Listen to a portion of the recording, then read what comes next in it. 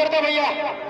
भैया देखिए, कुश्ती जब धोबी मार रहा था तो बाबा के सिर में बाबा फकीर का घुटना लगा, शायद तक मुंह भी फट गया है, बाबा जी का मुंह से खून आ रहा है। और क्या करे, आज का दंगल यहीं पर समाप्त, क्योंकि देखिए चोट लगा। अगर बाबा हार गया तो किसी के साथ अन्याय नहीं होना चाहिए। बोलिए हनुमान जी महाराज की, विष्णु भगवान की, नेपाल देश की। आप लोग अगले साल फिर आइएगा।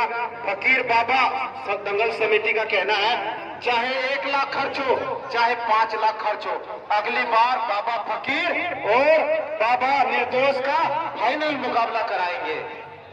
जो हाथ मिलाया है भैया जी, सलमान बाप सबकी जानकारी करा दी। आप ऑर्केस्ट्रा आए थे, आप ऑर्केस्ट्रा